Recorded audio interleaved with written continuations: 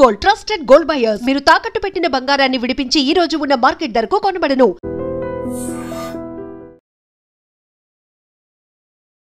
అమ్మయ్య మొత్తానికి మోంతా తీవ్ర తుఫాను తీరం దాటేసింది. అయినప్పటికీ కూడా తుఫాను ప్రభావంతో గత 3-4 రోజులుగా ఆంధ్రప్రదేశ్లోని పలు జిల్లాల్లో నెలకొన్న పరిస్థితులు చూస్తే అత్యంత దారుణాతి దారుణంగా కనబడుతున్నాయి.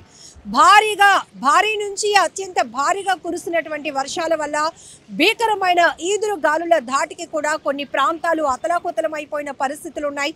జల దిగ్బంధంలో చిక్కుకున్న ఎన్నో ఊళ్ళు కనిపిస్తున్నాయి. మరోవైపు పూర్తిగా విద్యుత్ అంతరాయం వల్ల చీకట్లో అలుముకున్నటువంటి ప్రాంతాలు కూడా మనం చూసాం. ప్రస్తుతానికి విశాఖలో అయితే కనుక ఉదయం నుంచి కూడా ఎడతెరిపి లేకుండా కురుస్తున్నటువంటి వర్షం కనపడతా ఉంది. మరొక వైపు ఇప్పుడు ప్రెజెంట్ మనం విశాఖ బీచ్ దగ్గర ఉన్నాం. ఇప్పటికీ కూడా తుఫాను తీరం దాటిన 24 గంటల వరకు కూడా దాని ప్రభావం ఉంటుంది. గాలుల వేగం ఉంటుంది. వర్షపాతం కూడా అత్యధికంగా నమోదయ్యే అవకాశం ఉన్న నేపథ్యంలోనే ఇప్పటికీ అధికారులు అందరినీ అలర్ట్ చేస్తున్నారు. బీచ్ తీర ప్రాంతానికి సందర్శకులను అనుమతించడం లేదు. ఒకవైపు పోలీసులు సైరన్ మోగిస్తూ ఇక్కడ ఉండకూడదు, వెళ్ళిపోండి అని హెచ్చరిస్తూనే మరోవైపు ఎంట్రీ ఏదైతే బీచ్ లోపలికి వెళ్ళడానికి మనకి మెట్ల మార్గాలు ఉంటాయో అక్కడ ఇలా మనం చూస్తే కనుక కర్రలతో మూసివేసినటువంటి పరిస్థితులు కూడా ఉన్నాయి. మరోవైపు ఎక్కడికక్కడే బీచ్ లైఫ్ గార్డులు కూడా విజిల్స్ వేస్తూ ఎవరు లోపలికి వెళ్ళడానికి లేదు, ఈ తీరం వైపు వెళ్ళడానికి లేదు. ఎవరైనా ఇలా వెళ్ళే వాళ్ళు కూడా ఫుట్పాత్ పైనే కాసేపు ఇలా ఆగి ఫొటోస్ తీసుకొని, ఎందుకంటే రెగ్యులర్గా చూసే బీచ్ కన్నా ఇప్పుడు బీచ్ అనేది చూడటానికి అలల ఉధృతిగా ఉంది. మరోవైపు బ్యూటిఫికేషన్ కూడా పబ్లిక్కి కనబడడం వల్ల ఒక రకమైన ఆనందం వ్యక్తం చేస్తూ ఈ సిచ్యువేషన్లో బీచ్ అనేది ఎక్కువగా వేవ్స్ ఉంటాయి. అలాగనే మబ్బులతో కూడినటువంటి ఆకాశం మరొక వైపు అలముకున్న నేపథ్యంలోనే ఫొటోస్ తీసుకోవడానికి ఇష్టపడుతున్న వాళ్ళని కూడా మనం చూస్తున్నాం. సో ఇక్కడ మనం చూస్తున్నారు కదా, చిన్నపిల్లలు కానీ డేంజరస్గా ఉన్నప్పటికీ కూడా ఒక్క 2 నిమిషాలు సార్ ప్లీజ్ ఒక్క ఫోటో తీసుకొని వెళ్ళిపోతాము అని రిక్వెస్ట్ మోడ్లో కూడా ఇలా ఫ్యామిలీస్తో వచ్చి ఫోటో తీసుకొని అలా వెళ్ళిపోయిన వాళ్ళని కూడా మనం చూస్తున్నాం. ఒక రకంగా చెప్పాలంటే ఈ వెదర్ని ఎగ్జైట్మెంట్తో హ్యాపీగా తీసుకుంటున్న వాళ్ళు కూడా చాలామంది ఉన్నారు. ఒకసారి మీ ఫ్యామిలీతో మాట్లాడదాం. సో సార్, జనరల్గా ఇప్పుడు తుఫాను ఎఫెక్ట్ ఉంది. నిన్న తుఫాన్ తీరం దాటిపోయినా కూడా ఇప్పటికి కూడా వర్షం ఉంటుంది అంటున్నారు. అయినా కూడా బీచ్కి ఎందుకు వచ్చారు? వైజాగ్ వెదర్ని ఎంజాయ్ చేయడానికి. అంతేనా? అంతేనండి. అంటే కొంచెం బాలేదు కదా వెదర్ సిచ్యువేషన్. జస్ట్ ఇంతవరకేనండి. గవర్నమెంట్ ఏ నామ్స్ పెట్టారో మేము దాన్ని క్రాస్ చేయటం లేదు. ఇంతవరకు వచ్చి జస్ట్ వ్యూ చూసుకొని వెళ్ళిపోవడానికి. బాగుందా బీచ్ వ్యూ? బాగుంది. ఇప్పుడు బాగుందా? తుఫాన్ వల్ల బాగుందా, నార్మల్ గా బాగుందా? తుఫాన్ వల్ల బాగుంది. తుఫాన్ వల్లే బాగుందా? తుఫాన్ వల్ల బాగోవడం తోటి స్కూల్ హాలిడేస్ అండి. స్కూల్ హాలిడేస్ ఇచ్చారు. రేపు ఇస్తే బాగుంది అనుకుంటున్నాడు. ఇక్కడ ఇంకొక ఫ్యామిలీ ఉంది. ఏంటి ఈ టైంలో వర్షం పడుతోంది అనే పిల్లల్ని తీసుకొని వచ్చారు? అవునమ్మా, అంటే పరిస్థితి ఎలా ఉందని చూద్దామని వచ్చాము. లిమిట్స్ దాటైతే లోపలికి వెళ్ళట్లేదు. గవర్నమెంట్ దీని ప్రకారం ఉన్నాము. పరిస్థితి అయితే చూస్తున్నారుగా, మనుషులు ఎగిరిపోయేలా ఉంది ఇక్కడ. ఇబ్బందిగా ఉంది, కానీ అందుకని కొద్దిగా పేచి పెట్టారా లేకపోతే మీరు తీసుకొచ్చారా? పేచి పెట్టారమ్మా. చూస్తామని అంటే వాళ్ళకి తెలియదు కదా ఇక్కడ పరిస్థితి ఎలా ఉందో, వాళ్ళకి తెలియదు కదా. వాళ్ళు సరదాగా బీచ్ చూస్తామంటే అందుకు దూరం నుంచే ఉంటాం. మరి సో చూడొచ్చు, ఆల్రెడీ మళ్ళీ రెయిన్ కంటిన్యూ అయిపోతోంది విశాఖ బీచ్ ప్రాంతంలో. ఇప్పటికీ ఆంక్షలు ఉన్నప్పటికీ కూడా అవేవి కూడా క్రాస్ కాకుండానే తీరంలో, అంటే తీరం లోపలికి వెళ్లకుండా ఇక్కడ ఫుట్పాత్ పైనే ఉండి ఫోటోలు తీసుకొని వెళ్ళిపోవాలి అనే ఉద్దేశంతో సో ఇక్కడ మహిళలు కూడా మరింత ఎక్సైట్మెంట్, క్యూరియాసిటీ అన్నీ కనబడతా ఉన్నాయి. సో హలో అండి, హాయ్. ఏంటి వెదర్ ఎంజాయ్ చేస్తున్నారా?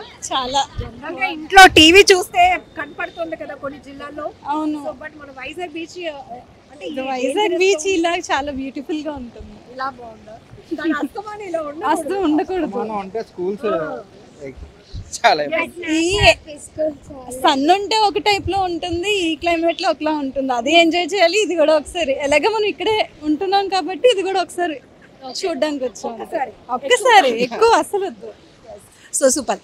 ఒకటి ఏంటంటే పబ్లిక్ ఇప్పటికే అవేర్నెస్ అయితే పెరిగింది. ఎందుకంటే అధికారులు గత 4-5 రోజుల నుంచి కూడా హెచ్చరిస్తున్న నేపథ్యంలోనే విశాఖలో పర్యాటక ప్రాంతాలన్నీ కూడా మూతపడ్డాయి. ఇందులో మరీ ముఖ్యంగా బీచ్ అనే ఈ ప్లేస్కి వస్తే మాత్రం ఎవరికి కంట్రోల్ ఉండదు, అవుట్ ఆఫ్ కంట్రోల్. చిన్నపిల్లలైనా పెద్దవాళ్ళైనా పిల్లల్లా మారిపోతూ ఉంటారు. సో ప్రెసెంట్ సిచ్యువేషన్ బాగోకపోయినప్పటికీ కూడా పిల్లలు పేచి పెడుతున్నారు. ఇలా బీచ్కి ఈ వెదర్లో ఒక్కసారి నాన్న ఒక్కసారి తీసుకెళ్ళు నాన్న అని రిక్వెస్ట్ చేస్తుంటే పదండ్రా మీకు ఒకసారి చూపిస్తాను అనే ఒక ఒత్తిడితో స్ట్రెస్తోని తీసుకొచ్చామని పేరెంట్స్ అలా సమర్థించుకుంటున్నారు. అఫ్ కోర్స్ కానీ పోలీసులు మాత్రం ఇది కరెక్ట్ అయినటువంటి పరిస్థితి కాదు. వెదర్ కండిషన్ బాగాలేదు, పిల్లలైనా పెద్దవాళ్ళైనా ఎవరైనా కూడా ఇప్పుడు మాత్రం బయటకు రావద్దు. వైజాగ్ బీచ్ని ఎప్పుడైనా మీరు ఎంజాయ్ చేయొచ్చు, కానీ ఈ వాతావరణం ఎఫెక్ట్కి మీకు ఏదైనా జరిగితే మాత్రం ప్రమాదాలకు కారణమైతే మాత్రం ఇబ్బందికర పరిస్థితులు ఉంటాయి అనేది పదే పదే హెచ్చరించడం జరుగుతోంది. సో ఇంకొక వైపు మనం చూడొచ్చు, విశాఖలో కొన్ని ప్రాంతాల పరిస్థితి దారుణంగా ఉంది. గాజువాకలోని గౌర జగ్గయ్య పాలెంలో అయితే పూర్తిగా జల దిగ్బంధంలో ఇల్లులు చిక్కుకుపోయాయి. నీటి ప్రవాహం దాటికి అక్కడ ఉన్నటువంటి వాటర్ స్టోరేజ్కి విషపూరితమైనటువంటి పాములు, భారీ కొండ చెలువలు కూడా బయటకు వచ్చేస్తున్నాయి. కాలువల్లో అలా కొట్టుకుపోతున్నటువంటి పాముల్ని చూసి స్థానికులు తీవ్ర భయాందోళన వ్యక్తం చేస్తున్నటువంటి పరిస్థితి.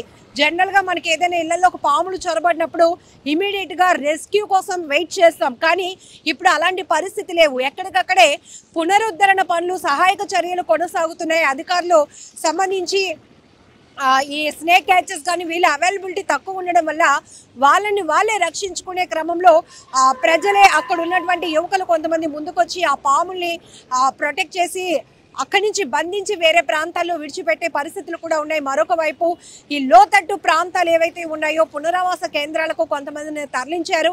కొన్ని అపార్ట్మెంట్ కల్చర్ ఉన్న చోట్ల కాలువల్లోనికి వాటర్ ప్రవాహం వెళ్ళి డైవర్ట్ అవ్వడానికి అవకాశం లేని చోట గత 4 రోజులుగా కురుస్తున్న భారీ వర్షాల దాటికి ఎక్కడికక్కడే చెరువులను తలపిస్తున్నటువంటి పరిస్థితి. చెరువుల్లోనే ఇల్లు కట్టారా, లేకపోతే ఇళ్ల మధ్యలో చెరువు ప్రవాహం కొనసాగిందా అనే స్థాయిలో కొన్ని దృశ్యాలు కనపడుతున్నాయి. అలానే ప్రకాశం జిల్లా కావచ్చు, బాపట్ల కావచ్చు, మచిలీపట్నం ఇలాంటి ఏరియాస్లో ఇక చెప్పవసరం లేదు పరిస్థితులు ఎలా ఉన్నాయో అనేది. సో ప్రస్తుతానికి మాత్రం వైజాగ్లో మోంతా తుఫాను తీరం దాటినప్పటికీ కూడా ఇంకా వర్షం కంటిన్యూ అవుతూనే ఉంది. వాతావరణ శాఖ సూచనల మేరకు ఇంకొక 24 గంటల పాటు అనేక ప్రాంతాల్లో భారీ వర్షాలు కూడా కురిసే అవకాశం ఉంది. కాబట్టి ప్రజలు ఇప్పటికీ అప్రమత్తంగానే ఉండాల్సినటువంటి పరిస్థితులు ఉన్నాయి. ఏది ఏమైనా తుఫాను పరిస్థితులను సమర్థవంతంగా ఎదుర్కొంటామని ఏపీ సర్కార్ ముందు నుంచి చెప్తున్నట్టు ఒకవైపు ఎప్పటికప్పుడు మానిటరింగ్ సిస్టమ్ని డెవలప్ చేయడంతో పాటు ఇప్పుడు ఒక చోట ఒక చెట్టు పడిపోయినా, ఒక కరెంటు స్తంభం పడిపోయినా, టెలికమ్యూనికేషన్ వ్యవస్థకు అంతరాయం ఏర్పడినా అది నైట్కే అప్పటికప్పటికే ఆ పునరుద్ధరణ పనులు చేశారు. మళ్ళీ ఏదైనా జరిగితే మళ్ళీ చూద్దామన్నట్టుగానే ఆ ఇమీడియట్ యాక్షన్ అనేది కనబడింది. ఈ నేపథ్యంలోనే డివిజన్ వైజీగా కూడా టెలికాన్ఫరెన్స్లు నిర్వహించడం, ఏదైతే ప్రోటోకాల్ ప్రకారం కావచ్చు అధికారులను నియమించారో జిల్లాలకు అధికారులను, వాళ్ళ మానిటరింగ్లో మిగతా అధికార యంత్రాంగం అంతా కూడా పటిష్టంగానే పనిచేసి మొత్తానికి మోంతా తీవ్ర తుఫాను తీరం దాటే సమయంలో కావచ్చు, తుఫానుగా ఏర్పడినప్పటి నుంచి అది క్రాస్ అయినటువంటి పరిస్థితుల తర్వాత కూడా డ్యామేజ్ అనేది పెద్ద మొత్తంలో లేకుండా జీరో ప్రాణ నష్టం అనే ఆలోచనతో ఏదైతే గవర్నమెంట్ తీసుకునే ఇనిషియేట్ కూడా ఫలించిందనే చెప్పాలి. మరికొన్ని గంటల పాటు మాత్రం ఆంధ్రప్రదేశ్లో వాతావరణ శాఖ సూచించిన జిల్లాల్లో ప్రజలు మాత్రం అప్రమత్తంగా సురక్షితమైన ప్రాంతాల్లో ఉండాల్సిందే. నిజంగా ప్రస్తుతం ఉన్నటువంటి సమాజం దేనికి ప్రయారిటీ ఇస్తుంది? ఆర్థిక సంబంధాల చుట్టూ మాత్రమే తిరుగుతుంది. మళ్ళీ ఎన్నికలంగానే చాలా విరక్తి కలుగుతాను. మంచి అనిపిస్తుంది కదా, లేడీస్ కూడా ఛాలెంజింగ్ జాబ్స్ చేసినప్పుడు చాలా బాగుంటది. ట్రాఫిక్ అసిస్టెంట్స్ గా నియమించిన ట్రాన్స్జెండర్స్ అందరితో సాల్యూట్ చేయించుకుంటున్నారు. ఫుడ్ డెలివరీ ఇవ్వటానికి వెళ్ళినటువంటి డెలివరీ బాయ్ అనిల్ పై కళ్ళ ముందు